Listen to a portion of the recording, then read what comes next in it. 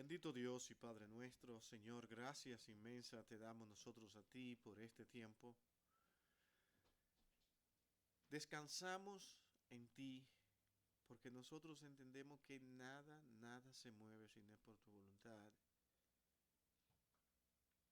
Y Señor, te damos tantas gracias porque tú nos has ayudado a estar en paz, cualquiera que sea la situación, cualquiera que sea el acontecimiento. Señor, que los hermanos que estemos aquí podamos edificarnos, podamos tener un tiempo de verdadera comunión, que podamos fortalecernos en tu palabra, que nos podamos gozar en ella. Y gracias, Señor, por las alabanzas que hemos tenido, que son de tanta motivación, de tanto gozo, cantarte a ti y alegrarnos en ti, Señor. Ahora, Padre, que seas tú, Señor, quien esté en medio nuestro en este tiempo, donde vamos a hablar de cosas que sí son importantes a la hora de nosotros entender el tiempo que tú escogiste para venir, el tiempo en que tu evangelio fue enseñado y predicado y fue expandido prácticamente por todo el mundo existente a pesar de las oposiciones de muchos. Gracias, Señor, por mostrarnos que tú eres quien sabe y no nosotros. Ayúdanos, oh Dios, a entender este contexto, a entender y verte a ti como el Dios soberano. Gracias, Señor. Una vez más te damos a ti por todo. Cuídanos y guárdanos, Padre. En Cristo tu Hijo amado lo pedimos todo con gracias. Amén y amén. Bienvenidos. Teníamos mucho que no nos veíamos. Qué bueno. ¿Cómo se sienten? Mucho mejor, ¿no? Sí, no. Así es que queremos que se sientan. Qué bueno, qué bueno. Creo que estamos los sanos aquí hoy. Ivonne no está, Miguel no está muy bien, según nos llamaron ahora mismo. Así que llevémoslos en oración a Miguel, porque él prácticamente es quien mueve ese hogar ahí. Y si se enferma es un problema. Así que oremos por él y su pronto restablecimiento. Oremos, mi hermano, también por el campamento que se avecina ya este próximo domingo, como anunció el pastor Tim. Vamos a tener una reunión para coordinar. Y déjenme decirle que estamos nosotros en un aprieto serio con esto porque necesitamos los hermanos que hagan sus ahorros para que vayan, porque ya se envió el adelanto y la notificación es que una vez reservado el dinero que tú diste no se devuelve, porque ellos dejan de rentarle a otra persona para cedernos ese espacio. Y eso se entiende. Eso es algo lógico. Es un negocio. Entonces, si tú me paralizas a mí y después me dices que no, dice, bueno, pues gracias, no va a venir, pues bien. Vamos a ver a quién le rentamos rápido. Sí, pero está viendo, no, no hay dinero para atrás. Y ya le enviamos un avance de unos $1,000. Así es que, hermanos, eh, oremos por este campamento, queremos que sea de bendición y oren por el, estamos pensando en algunos temas que vamos a tratar y después de ir mirando a ver quiénes serán los hermanos que van a tener la participación en cada una de las exposiciones que vamos a tener. Así que oremos, mi hermano, por esto, a ver qué el Señor prepara y qué es lo que Él tiene. Estamos orando para que Él nos siga mostrando. Sí, Todavía no hay fecha exacta. sí, la fecha sí. La fecha es en agosto 26 a 28. Ok. Ujú. Agosto 26 a 28 es la fecha que está apartada. Por eso decimos que ya cuando apartamos una fecha, ellos, tac, tac, tac, cuadrado, esa fecha no se renta. Ya es de nosotros. Y no es fácil conseguir esa fecha, porque todo el mundo está buscando para rentar. Y esos son los problemas. Y ellos siempre están llenos. Ellos siempre están llenos, siempre están todas las fechas llenas. Tuvieron algunos problemas con la pandemia, porque era casi imposible, no se rentó a nadie. Eso fue un... Incluso muchos de los campamentos, algunos campamentos tuvieron que cerrar. Perdieron mucho. Pero que el Señor sea quien nos guíe, mis hermanos. Ok, la pregunta de siempre, yo espero realmente que ustedes me ayuden a incentivarme, que me den ánimo, ¿Quién siquiera leyó un párrafo del libro? Miren qué bueno soy, un párrafo nada más. No quiero que pida. ¿Quién leyó algo? ¿Quién leyó algo, por favor? ¿Quién? Oh, si él me dijo ayer que había leído. Ah, eso me anima. Tú ves, ya Luis leyó. Sí. Es que la historia no es, la historia no es amada por muchos, yo lo sé. Pero es tan imprescindible, tan importante. A mí particularmente me gusta, pero eso no abunda mucho, que a las personas les guste la historia. Ah, pues ya se va así. Eso, mira, no te la voy a pasar por más bonita que me la pongas. Así es que esa no va. Dos almas, sí. Esa no va.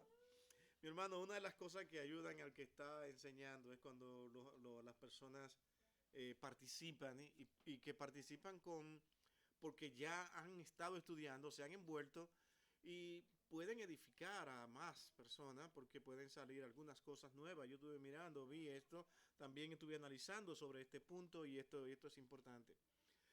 Y así la clase se hace más importante y más rica en expresiones, actitudes, enseñanzas, cosas que son necesarias a la hora de nosotros poder dar a conocer lo que queremos que se entienda. Queremos que nosotros entendamos el por qué estamos haciendo esto. No sé si el hermano Carlos estaba acá cuando anunciamos que después de este capítulo vamos a hacer algo muy especial aquí entre nosotros, porque es un capítulo sumamente importante y vamos a entrar después de este capítulo a, a unas grandes enseñanzas necesarias que hay que ir con cuidado para que nosotros podamos ver lo que tanta lucha le ha dado a los teólogos muchas veces tratar de dar a conocer. Y es precisamente por esto, que las personas entienden poco lo que se está explicando porque no tienen un contexto histórico. Porque lo rechazan. Y es mejor decir que el Espíritu Santo me ilumine, me guíe y no tener que hacer esto.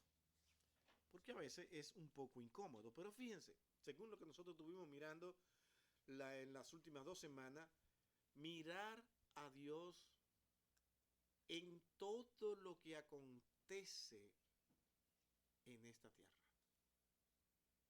Dios todo lo pone en el lugar que Él quiere, como Él quiere, porque hay un propósito establecido en la eternidad, en la eternidad pasada, y tiene que cumplirse de acuerdo a lo que Dios ha dicho que va a suceder. Cuando el hombre peca por primera vez, ¿cuál fue la promesa de Dios? ¿Vendrá un redentor? ¿Qué esperaban la humanidad que fue creciendo y avanzando? ¿Cuándo es? Ya seguramente, eso seguramente ya en un año está el Señor aquí con quien nos ha prometido, pero no. Es el tiempo del Señor. En el momento que Él quiere, Él prepara todo. Y la manera, como le dije a Valentina, hoy precisamente, cuando yo veo cómo Dios ha ordenado todo, preparado todo, para decir este es el momento en que debe venir Cristo, pero Él preparó los gobiernos, todos. El momento preciso. Y cuando yo veo la manera en que Dios lo hizo, yo dije, wow, pero Señor, tú eres real. Los hombres querían que fuera de una vez, pero no era el momento. Los planes de Dios era dar salvación a una gran cantidad de personas por la promesa que le hizo Abraham. Tú serás padre de muchas personas y de diferentes naciones, cosa que Israel se resistió a aceptar. Sin embargo, para que eso sucediera, Dios tenía que hacer las cosas como Él sabía que tenían que ser. Imaginémonos a Cristo llegando en tiempo de Moisés, como ellos querían. No se podía, Moisés estaba en el desierto. En el camino eran atacados por muchos y tenían que defenderse. Tuvieron que aprender a ser guerreros sin ser guerreros nunca. Y era tan así que Dios permitió que en la salida de Egipto algunos de los ya guerreros experimentados egipcios también se unieran a la caravana. Eso es una realidad. Y se fueran junto con los judíos. ¿Por qué? Porque él sabía que eso iba a pasar. No podía venir en ese tiempo. Ahora, pues, digamos, bueno, más adelante, en tiempo de los profetas ya, no podía. ¿Dónde estaba Israel? Inestable. Aún en tiempo de David, que fue el reinado prácticamente más estable que pudo tener Israel en toda su historia. David era un guerrero, tenía que estar todo el tiempo guerreando. Por algo no se le dejó construir el templo porque era hombre de sangre. ¿Se acuerdan de eso? No era el momento. Pero el pueblo seguía siendo instruido y enseñado a través de las actitudes del pueblo. Nosotros hoy nos vemos reflejados a nosotros mismos, que a pesar de tener a Dios ahí hablándonos constantemente y diciéndonos lo que tenemos que hacer, continuamos desobedeciendo a Dios por el pecado que hay en nosotros, donde todavía necesitamos a Cristo. Seguimos esperándolo. Cuando viene, no ha de venir. Y ahora el pueblo de Israel, cuando más esperanza tenía, ahora tiene que ir cautivo a Babilonia, porque su comportamiento fue terrible. Primero se divide todo el reinado en dos partes, y una fue cautiva por los asirios, hasta que luego los caldeos o los de Babilonia también conquistan a los asirios, y más tarde a los de Judá, y se los llevan a Babilonia. No hay esperanza. No es así como reaccionamos. Todo esto terminó. Sin embargo, a través de Jeremías le dice, vayan y construyan, hagan casa, cásense, en el tiempo que van a estar ahí, van a ser 70 años, pero yo no he terminado. No es mi tiempo, es en el tiempo del Señor. No podía venir Cristo en ese momento. No había forma. Pero él sigue preparando y habla a Daniel. Daniel, mira, así será la siguiente historia. Y le habla de reinados, cuáles serán.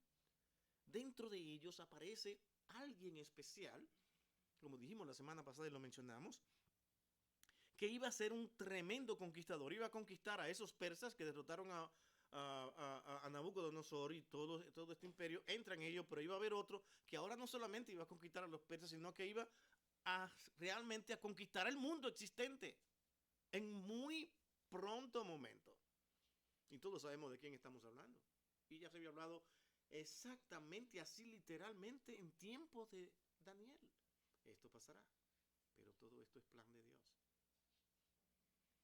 ¿Quién fue este hombre tan increíble que apareció para conquistar prácticamente el mundo existente? Alejandro Magno, ¿cierto? ¿Aparece? Pero muy corto tiempo. Y como si esto fuera casualidad, los judíos estuvieron casi siempre siendo cuidados, aún dentro de esa dinastía que vendría luego de la división, después que muere Alejandro Magno, que la Ptolomaica. ¿Se acuerdan de los Ptolomeos, no?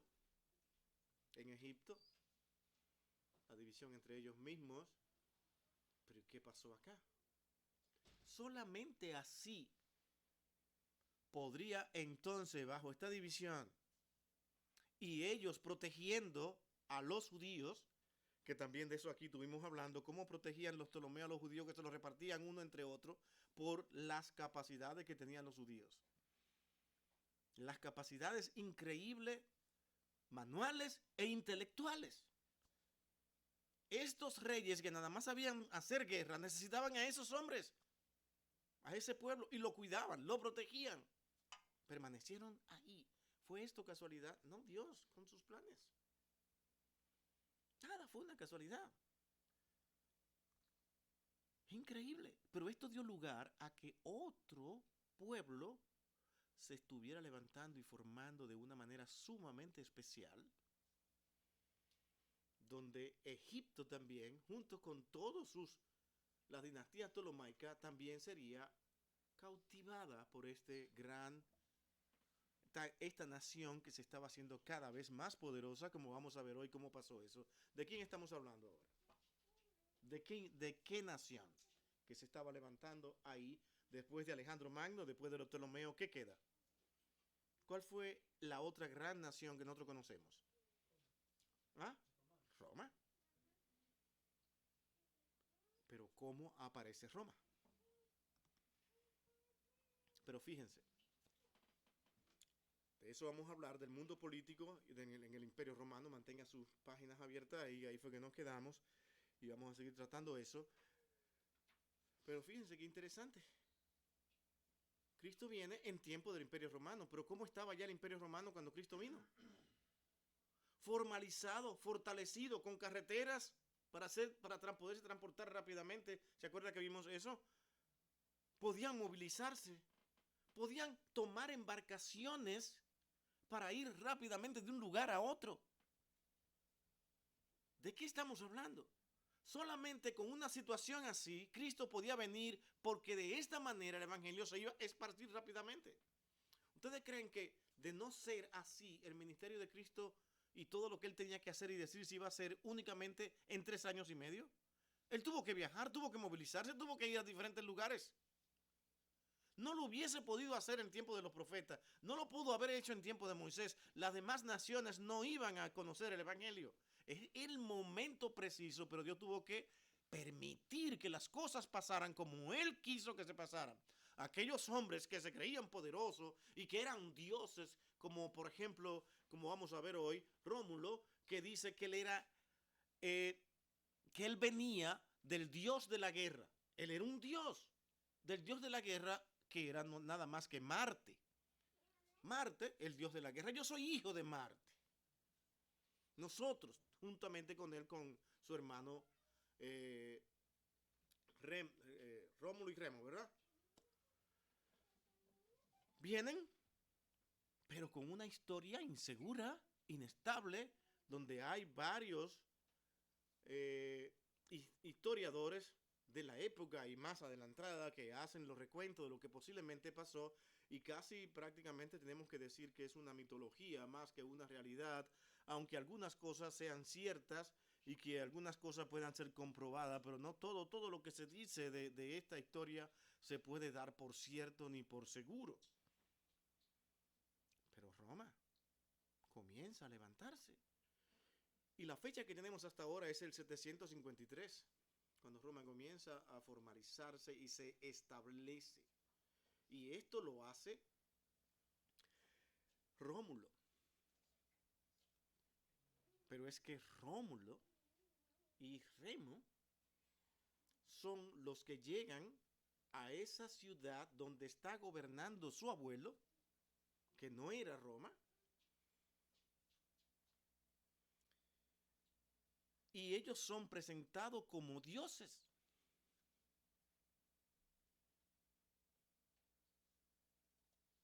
Deciden él y su hermano formar una ciudad aparte.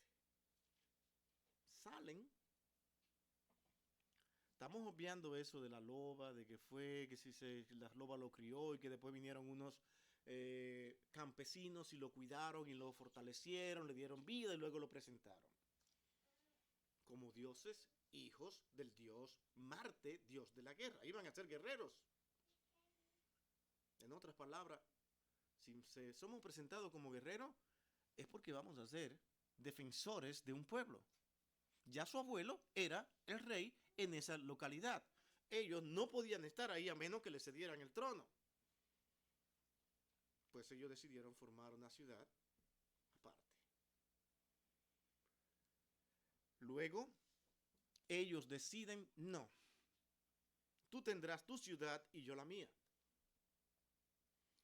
¿Por qué? Porque ellos decidieron la ciudad que vamos a hacer, la vamos a hacer en este lugar, no se pusieron de acuerdo.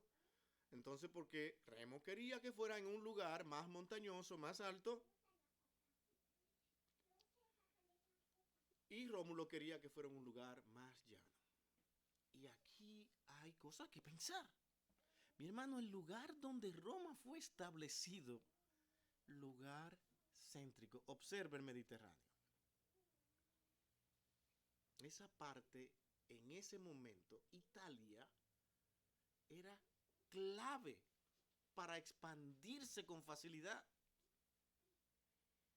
El lugar que quería Remo era un lugar muy difícil para moverse, transportarse, hacer carreteras, hacer todo eso, pero él quería ahí. El caso es que no, se dividen, él se quiere Vaso del Sur y Rómulo hizo una línea, dice, si tú me traspasas hasta aquí, nadie puede traspasar esta parte porque entonces tendrá problemas. Pero no lo obedeció a su hermano y trató de entrar en ese territorio que le pertenecía a él. Y eso provocó que ellos se enfrentaran y en ese enfrentamiento muere Remo. Queda él solamente.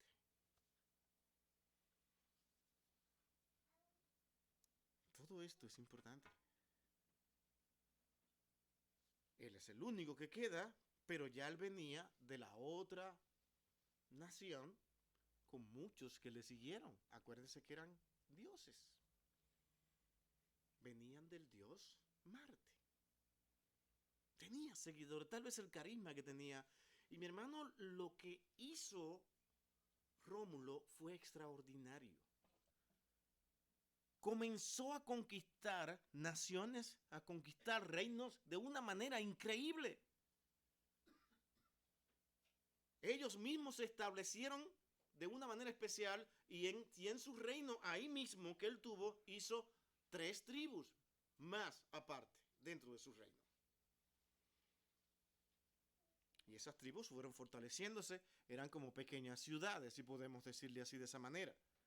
Pero en ese proceso hubieron 2 naciones importantísimas y que más tarde iban a ser clave en el avance de Roma. Y estos eran, como nosotros vimos, comenzamos a hablar la semana pasada, que eran los sabinos y los etruscos. Estos iban a formar parte de Roma, pero no porque ellos quisieran, y dijeran, ay, qué bueno, vamos a ser parte de ustedes, vamos a ver qué hacemos, nos vamos a aliar. No. El problema es que ya Rómulo había conquistado varios pueblos, varias localidades, habían crecido, muchos se habían unido a él y seguían llenándose, la ciudad se siguió llenando, ese territorio de Rómulo. Ya se estaban haciendo sumamente poderosos y eran buenos guerreros, de tal manera que cuando fueron a los sabinos, comenzaron a hacer guerra con ellos, unas 2 o 3 guerras. Al final, lo que pasó con esto es que ellos simplemente dijeron, ya no queremos más guerra, ¿para qué guerra? La estamos toda perdiendo, vamos a unirnos. Y se unieron estos 2 reinos y gobernaron Roma en ese momento entre los 2, entre el rey de los sabinos y Rómulo. Estaban felices. El caso es que el rey de los sabinos tiene una traición y muere. Después el pueblo, por lo que había pasado, querían que entonces ajusticiaran a los culpables del por qué habían matado al rey de los sabinos. Lo menciono así porque no me acuerdo el nombre de él en estos momentos. Pero Rómulo dijo que no, que todo estaba bien, que no había que hacer ni traer más discordia.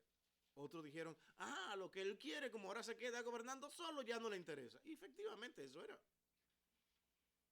La ambición humana, ya no tengo 2 reyes, ahora me quedo yo solamente con todo lo que son los sabinos.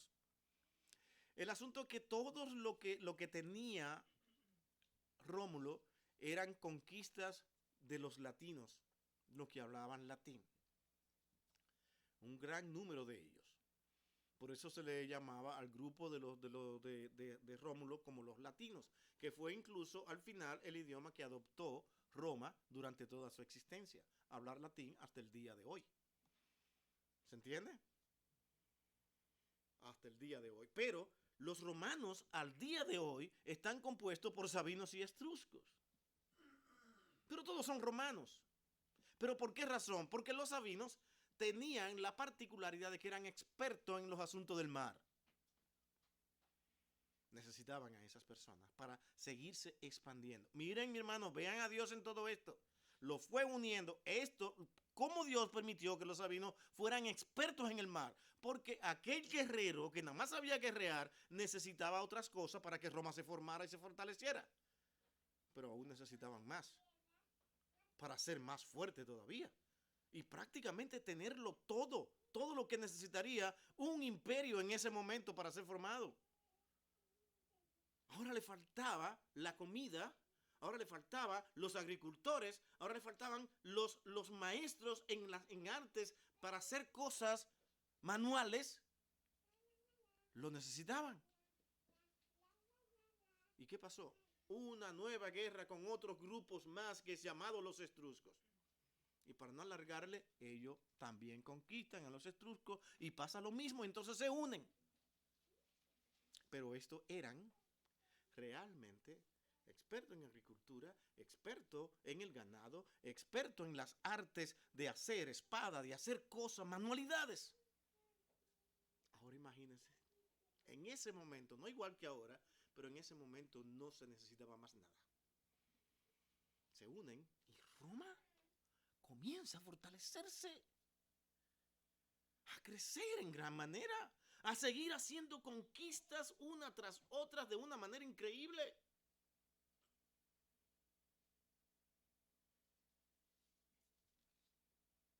Y fue bajo la República ya formada que se extiende, como vimos la semana pasada, porque dejó de ser, y este detalle lo quiero recordar nuevamente, que en Roma hubo, después de Rómulo, hubo 7 reyes que le sucedieron, con la proclamación más tarde de ellos como república y no como monarquía, sino que podía el pueblo participar, que había un senado que tomaba decisiones, pero este tenía ahora que ser elegido bajo lo que ellos llamaron los patricidas. Esa es una palabra, o los patricios, como ustedes quieran llamarle, en ese sentido. Pero ¿cuándo vino esto? Después de que hubo el último rey que tuvo Roma, que fue, como hablamos la semana pasada aquí, que fue Tarquinio el Soberbio. Ya no vamos a repetir la historia de él, de lo que sucedió, cómo llegó, cómo desapareció, pero él también hizo muchísimas conquistas, a pesar de todo, pero tuvo un problema con su hijo mientras estuvo en una guerra. ¿Se acuerdan de eso que hablamos acá? Y él tuvo que salir a ver qué pasaba con su hijo, dejar la guerra, y eso hizo que entonces el ejército se incomodara con él. Y no pudo volver a Roma a gobernar nuevamente, porque tenía de frente al imperio, a, a los, al ejército. Trató de entrar, se unió con uno, con otro, con otros reyes de otros sitios para ver si podía entrar a Roma. No pudo entrar hasta que nada. Como ya Rómulo había dejado establecido que cada una de estas grandes naciones, de estos grandes pueblos conquistados y que ya formaban parte de Roma, de cada uno de ellos con sus 3 tribus que tenían, podrían realmente elegir quiénes eran las personas más importantes de cada localidad dentro de los latinos, que eran la parte de Rómulo, y los sabinos, que también eran ya una parte importantísima y poderosa dentro de este reino, y los etruscos más tarde. Ellos eligieron quiénes eran los que iban a ser en una reunión que ellos llamaban las reuniones curias. ¿Se acuerdan que dijimos eso? Esas reuniones, los curios, cosa que usan hoy Roma para hablar de sus reuniones especiales en el Vaticano. Yo ya le puse ese nombre, lo adopta de ahí mismo. Reuniones importantes para determinar quiénes serán los que van realmente a tener la participación más alta dentro de lo que es el Vaticano. La misma cosa. Pues de esta manera se reunían, de esta manera lo que ellos llamaban curios, y eligieron a esos padres, porque no es más, padres de la nación, y comenzaron ellos a dirigir Roma en vez de reyes. Y en vez de una monarquía, ahora existió de esa manera. Hasta que se hicieron tablas, 12 famosas tablas, que más tarde desaparecieron, la pasaron después de tabla, la pasaron a bronce y no se conoce de ella, pero muchos se la aprendieron y más tarde eso fue reescrito nuevamente en lo que nosotros una vez vimos aquí, que esas tablas eran llamadas códices, que eran donde estaban los códigos romanos. En ella se llegó a dar a entender de que el pueblo tenía derecho al voto, de que el pueblo podía elegir quién sería su dirigente especial. Todo esto era para darle forma a una nación que ya tenía prácticamente todo el poder. No eran los Ptolomeos estaban ahí, pero estaban divididos entre sí. Se peleaban entre ellos constantemente, uno y otro, para adquirir poder mientras Roma se estaba creciendo. Si ustedes leen la historia se dan cuenta que luego en Egipto iban a pedir ayuda a los romanos, porque eran ya respetados en gran manera. Ya Roma entonces ahora es una república.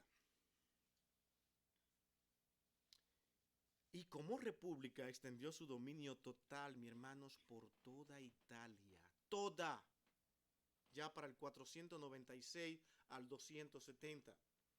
Luego ellos tuvieron enfrentamientos fuertes con esas guerras cuando fueron enfrentados por Cartago. ¿Se acuerdan? Lo que han visto algo de historia, lo que le llamaron las guerras púnicas.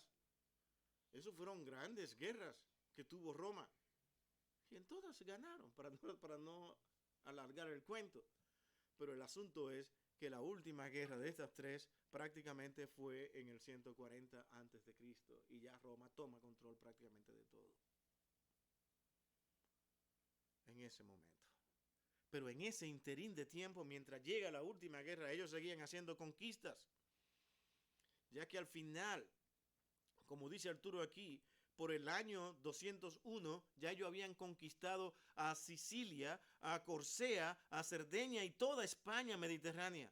Luego a partir del 2000 a.C. comenzó a intervenir en Oriente en el 109 y en el 190 a.C.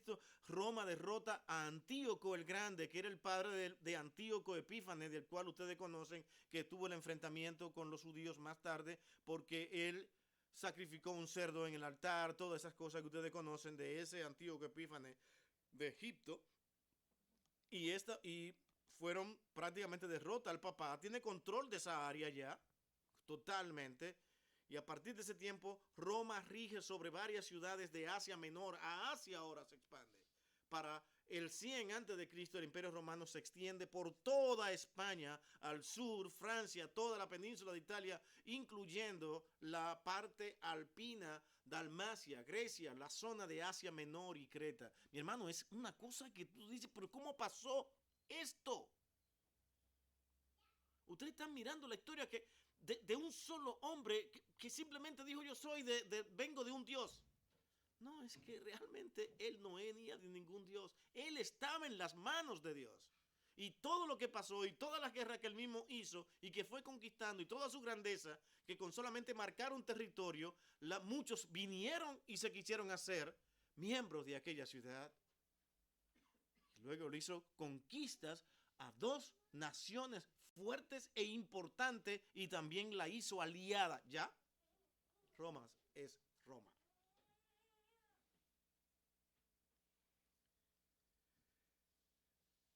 Pero después de todo esto, Roma continúa. No hay más guerras púnicas, pero sí hay muchos deseos de conquista. Y acuérdense que una de las cosas que esas 12 tablas dijeron era que ya no iba a ser por linaje, no iba a ser ahora porque se reunieran y hicieran una reuniones curias para elegir quiénes eran los dirigentes, sino que ahora iban a ser vistos como personas importantes las personas que tuvieran dinero. Los generales y capitanes del ejército escucharon eso. ¿Y qué hacían ellos? Aquí no hay otra cosa más que para poder tener poder en el imperio, en esta república tan poderosa como es Roma, es únicamente teniendo dinero, pues vamos a hacer conquistas. Cuando uno de esos generales y capitanes del ejército hacían conquistas, ¿qué sucedía? Tenían dinero. Porque eran prácticamente como los vikingos. Los vikingos se metían a cualquier sitio y se llevaban todo el oro y eso era riqueza para ellos. Nada más que toda la riqueza iban a ir únicamente hacia la persona principal y no a los soldados ni al ejército. Así se presentó, aparece Pompeyo con grandes conquistas, el famoso Pompeyo, que era realmente alguien que se había apoderado de Judea después de haber eliminado el poder de los Seleucidas. Ya Judea era de ellos y recordémonos que Judea era sumamente importante debido a las habilidades que tenían para hacer tantas variedades de cosas. Por eso Dios lo formó siendo esclavos. Porque siendo esclavos tuvieron que aprender a ser creativos. Y eso lo trajeron por cultura durante toda su existencia. Hasta el día de hoy los judíos son así. Tiene a Judea más otras ciudades más que él había conquistado. Y así llegó a reducir entonces a Siria, aquella ciudad que fue tan grande, que llegó a ser un imperio, incluso el más poderoso en su momento dado. Ahora simplemente en este momento Siria, al igual que hoy, es simplemente algo que, aunque muy mencionado y muy importante, no tiene el poder que ya tenía antes y fue reducida a una condición de provincia romana. Y Judea, aunque fue sí tributaria, como siempre lo fue en tiempos de los Ptolomeos, aún conservó durante un cierto tiempo un gobierno autónomo. Así fue, Judea, se lo permitieron. Incluso llegaron a tener un rey, ¿se acuerdan en tiempos de Cristo? ¿O no? Ahí estuvo Herodes. Aparte, yo soy el imperio, pero tú eres rey. Incluso tal como se profetizó en la escritura, que iba a venir un rey y que no iba a ser judío.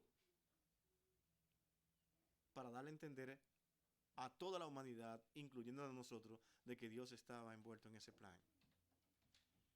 Tenían que ver que cuando Dios hablaba, así sería. Ahora, Roma tuvo muchísimas luchas internas. El poder, yo quiero gobernar, quiero tener poder en el imperio, era una batalla tremenda. Cada quien quería tener dinero. Y era haciendo conquista. Todo esto para que Roma siguiera creciendo. La ambición de las personas hizo que Roma siguiera creciendo. Porque se preparaban los soldados dentro de su línea, los capitanes, los generales, todo, como ustedes quieran llamarle, esa gente importante dentro de un ejército, quiso salir a hacer conquista para tener también participación en el gobierno, que era la nación más poderosa hasta ese momento. ¿Quién no quería tener una participación? Y eso llevó que realmente Roma estuviera muy descontrolada a pesar de tener tanto poder. Y se hizo lo que se conoce en la historia como un triunvirato. ¿Qué es un triunvirato? 3 personas a cargos. Dentro de los más poderosos. ¿Se ven? Aquí tenemos a César, que también fue un gran conquistador que quiso imitar a Alejandro Magno. Tenemos a Pompeyo y tenemos al más pequeño que era Craso, que tampoco no era, pero era una persona de mucho dinero. Ellos eran los indicados. ¿Qué ustedes creen que pasa cuando está el pecado de por medio? Que cada quien comienza a mirarse a cada uno con recelo, a pesar de estar los 3.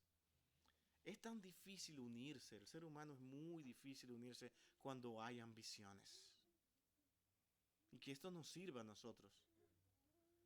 Porque el mismo César, que tenía tanta ambición y que en un momento fue un gran admirador de Pompeyo, ahora pasa a ser su enemigo por alguna circunstancia que no vamos a tratar de hacer aquí. Léalo, escudriñelo, estúdialo usted, pero el asunto es que ese triunvirato se destroza simplemente por la ambición de cada uno de ellos, y Pompeyo fue enfrentado por César, y César lo vence en una batalla, quedando César como el máximo representante, porque Craso más tarde murió Gloria para César, soy el único aquí ahora. Imagínense cómo ese hombre se creció en gran manera. Ya el Senado tenía que estar por debajo. Eso trajo recelos. ¿Quién se cree este hombre? Que incluso uno de los que él ayudó, que le dio todo, que casi lo crió, como fue el famoso Bruto, también formó parte de esa traición para matar a César.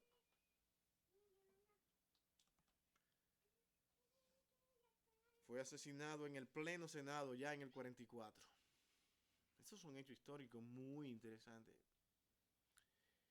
Y se desata ahora una nueva guerra civil. Divisiones. No tienen a alguien.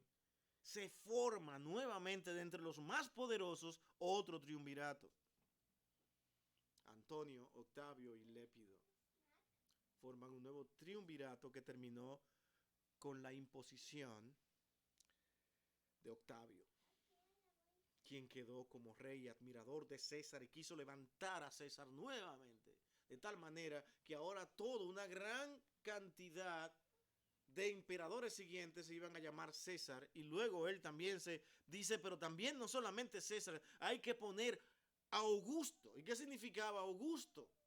Miren el ego del ser humano, la grandeza. Ahora estoy solo, Octavio se queda solo, nuevamente reinando al igual que César, y él dice, yo soy César Octavio Augusto. ¿Y qué significa Augusto? El que todo el mundo tiene que humillarse ante su presencia. Todos eran Augusto. Eso hizo que cada emperador con ese título, cuando subía ahí, ya era un dios. Y en esa situación llegó Cristo.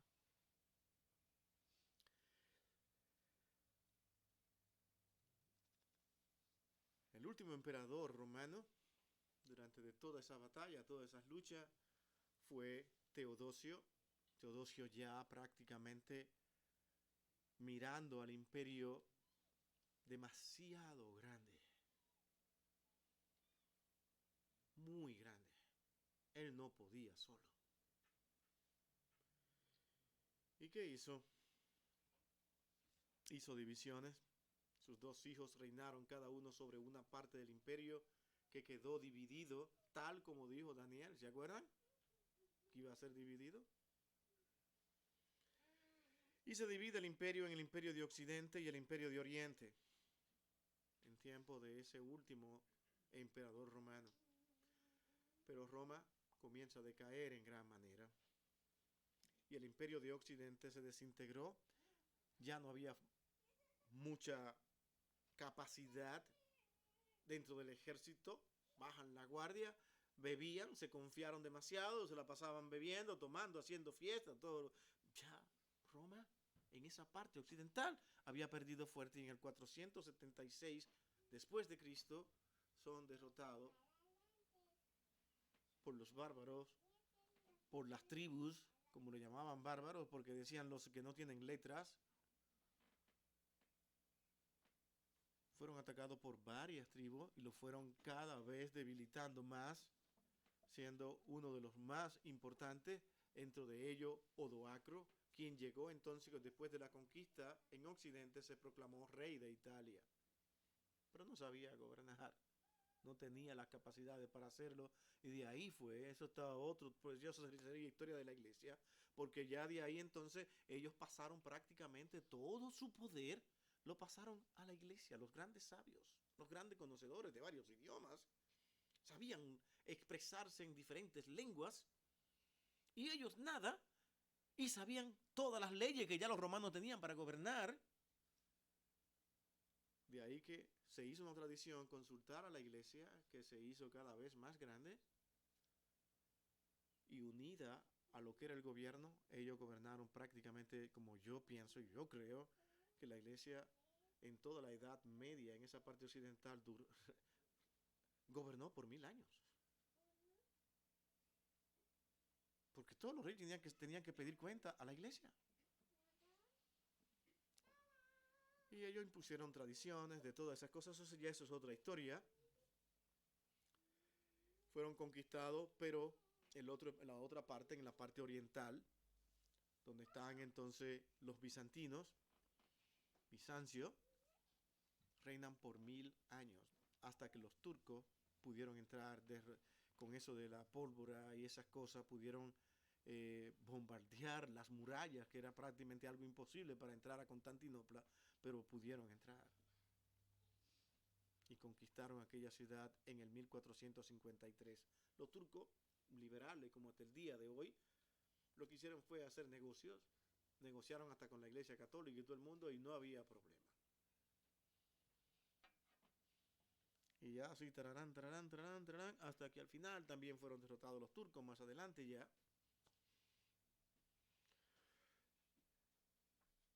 Este es el asunto de lo que nosotros tenemos en nuestras manos en tiempos de Cristo. Y nosotros decimos ahora, todas esas conquistas, ¿ustedes creen que fue una casualidad de la vida? Y que wow, que el Señor dijo, oh, mira qué bueno, ahora es el momento para ir. Vamos a enviar al Hijo de Dios ahora. Mira cómo todo se ha formado. No, mi hermano, Dios estuvo ahí. Nadie, no se mueve nada si no es por la dirección y voluntad de Dios, al igual que hoy. Mi hermano, ¿cómo es que nosotros estamos aterrados cuando escuchamos una noticia de lo horrible que están las cosas? De lo que se nos viene encima, de que la gasolina va a llegar a 8 pesos, que se ponga a $20, el Señor está en control. Y hay muchos que nos oyen hablando de esta manera y lo más que harían es cerrar sus oídos y decir improperio hacia nosotros, porque para ellos somos estúpidos al hablar así. Pero ahí está la historia. El hombre nunca se ha gobernado. El hombre nunca ha tenido control de sí mismo. Todo sucede y todo acontece en el tiempo que Dios tiene estipulado. Incluso cuando Él se fue, dice, cuando llegue el tiempo final, el tiempo de mi venida, yo vendré. Pero hay un tiempo. Pero es el tiempo no nuestro, el tiempo de Dios. Y dice, y ese será cuando ustedes no lo esperen. Porque dice que será como ladrón en la noche. Pero ¿qué somos nosotros? Siempre estamos peleando con Dios y diciéndole, no, ya estamos haciendo cálculos y hemos adivinado, ya no es realmente como ladrón en la noche, Él viene en tal tiempo. ¿Cuántas fechas el hombre no se ha atrevido a hacer para decir, mañana llega, en este tiempo llega? No viene. Porque no es el tiempo nuestro. Y si Él dijo que nadie sabrá, mi hermano, es que nadie sabrá.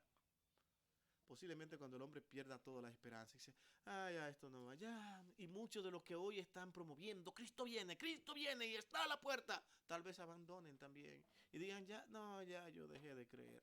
Oh, ya yo soy ateo, ya yo no creo en nadie. Entonces el Señor viene. Porque nunca ha sido como los hombres quieren, ni piensan, ni creen, ni se imaginan.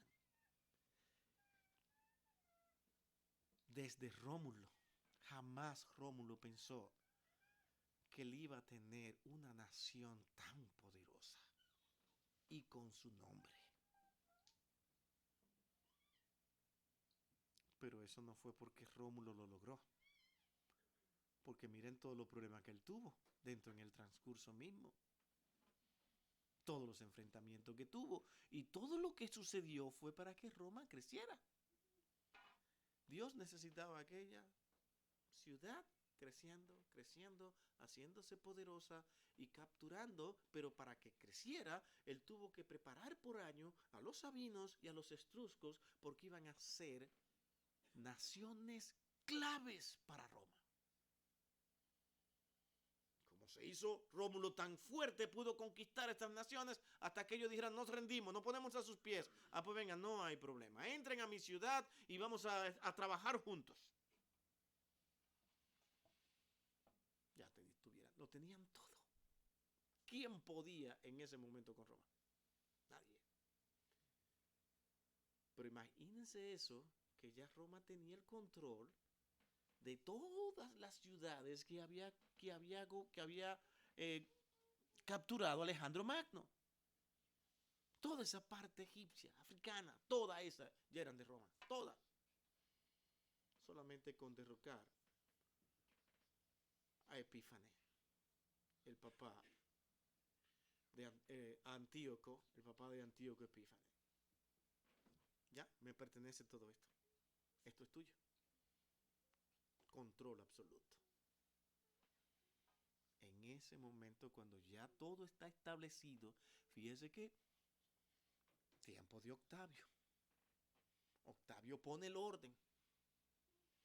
Se dice y se proclama a él como el que había que respetar. Cuidado conmigo. Pero supo ganarse el Senado. Cosa que no pudo hacer César, tal vez por su arrogancia, el poder que tenía, y se descuidó con el Senado. Ya Octavio tenía eso en mente, cuidado con esos pajaritos que están ahí. Con eso no se puede descuidar. Le hacía regalitos, según dicen muchos, le daba cosas, lo mantenía contento. Y luego, ahora respétenme, porque yo soy el Augusto. Ya había hecho un núcleo que estaban alrededor de él. Le permitió hacer lo que él quiso. De tal manera que formó una dinastía que duró muchísimo dentro del reinado, donde todo eran Césares. César, César y Augusto, César y Augusto, César y Augusto. Todos. Es increíble. Así ha manejado Dios las cosas, mi hermano. Mi pregunta en todo esto, y la hago casi todos los miércoles aquí,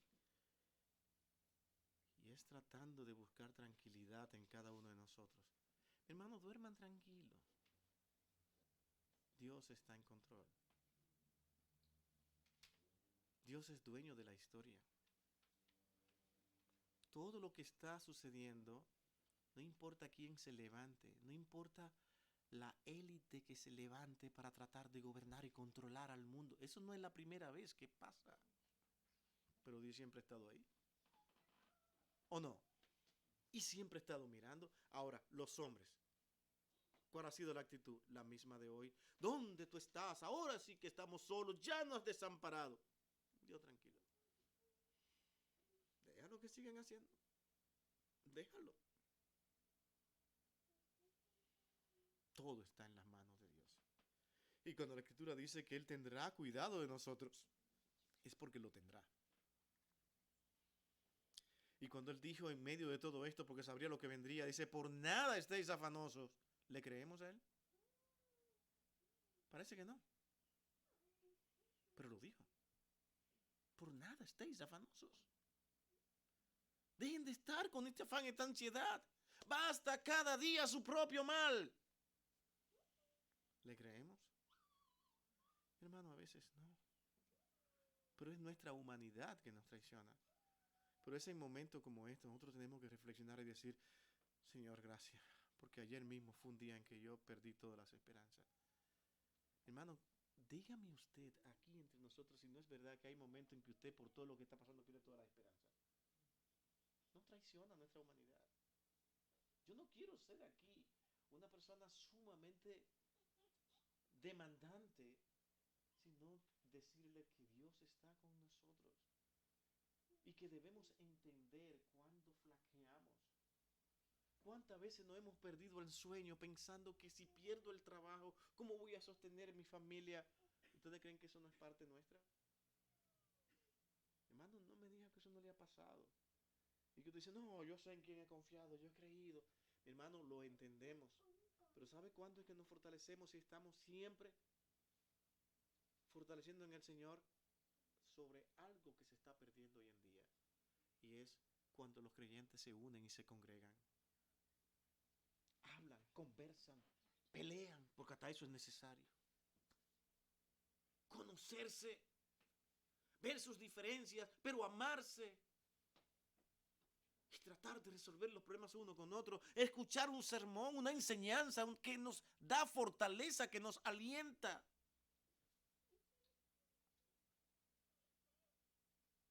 Y eso nos hace decir, Señor, gracias. Hay veces que somos edificados y somos fortalecidos increíblemente que el hombre sin Cristo no lo puede entender hasta con una sola canción. ¿No nos ha pasado? Mi hermano, ¿cuántos de ustedes no les han levantado el ánimo solamente con cantar una canción al Señor? Y tú dices, wow, ¿qué pasó aquí conmigo? Si solamente canté una canción.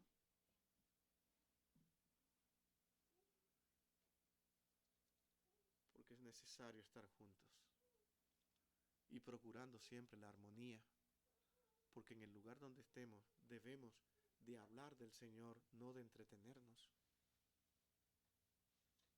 Aunque divertirnos es parte de lo que en verdad forma parte de nuestra humanidad y debemos estar alegres, pero que siempre todo sea honrando el nombre del Señor. Hermano, así como Dios preparó el camino para traer a Jesucristo en el momento justo, preciso, y que Él todo el tiempo tuvo que enseñarle a los discípulos que Él tenía un tiempo. Y cuando Él decía, mi hora no ha llegado, no es el tiempo porque no era el tiempo. Pero cuando llegó, este es el momento. Él sabía cada momento, todo estaba programado. ¿Y usted cree que ya Dios dejó de seguir su programa? El programa de Dios continúa. Lo está llevando a cabo y en ello estamos incluidos nosotros. ¿O usted no está incluido en el programa de Dios? Y Él dice que nosotros somos sus instrumentos y que nos hizo un cuerpo y nos dio capacidades que en medio de nuestras debilidades, sin merecérnoslas, Él nos ha permitido edificar la iglesia, porque los dones son para edificar la iglesia de Cristo, y eso es lo que estamos tratando de hacer aquí. Nadie es más grande ni mayor que nadie. Todo se destruye cuando los hombres se creen mejores o más grandes que otros. Y comenzamos a cuestionarnos y a pensar en las cosas malas que tenemos y todo eso. Y ahí comienzan los problemas. Y Dios sigue ahí, en medio de nuestra humanidad, fortaleciéndonos y siempre levantando a otros que son los que van a ayudar a edificar la iglesia y que incluso sin que nadie se entere ni sepa, son los que van a edificar y a fortalecer la vida del pastor para instruirle, para enseñarle, para animarle, para muchísimas cosas. Dios es el que está en control, no es el pastor. Y eso va a llevar a la iglesia que la iglesia toda, incluyendo su pastor, se humille ante la presencia de Dios y aprenda a ver a los demás como mayores o como superiores a él mismo. Porque Dios es el único que sabe lo que ha de venir, lo que ha de acontecer. Y nosotros decir, Señor, gracias. Gracias. Por eso es importante ver en el contexto que Cristo vino. Y mi hermano, a partir de aquí ya vamos a empezar a ver muchas cosas interesantes que nos van a ayudar a hacer una mejor interpretación de la Escritura. A partir de estos estudios. Así que les recomiendo que vuelvan y lean otro párrafo por lo menos. Y así me van a dar muchísimo ánimo. Pero cuando yo veo, levanten la mano quienes leyeron.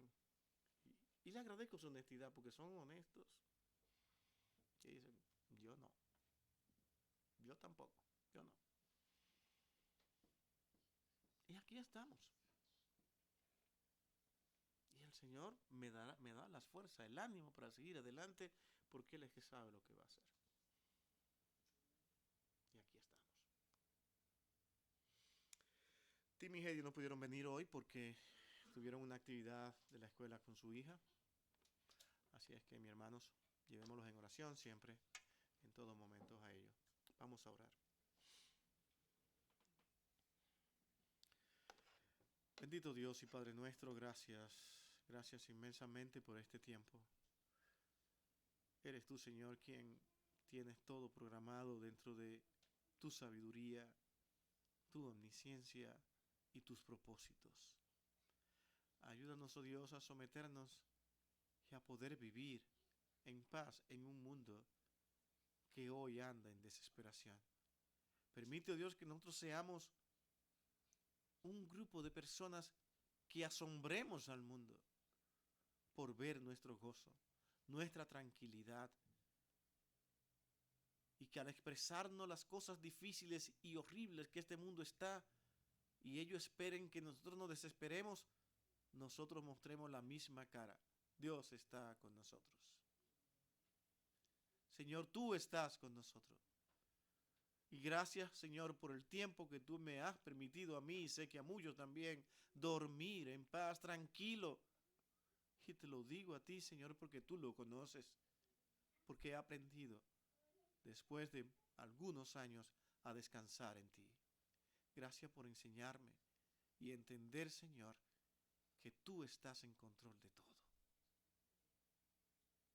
Gracias, Señor, por darnos el sueño que necesitamos para poder descansar.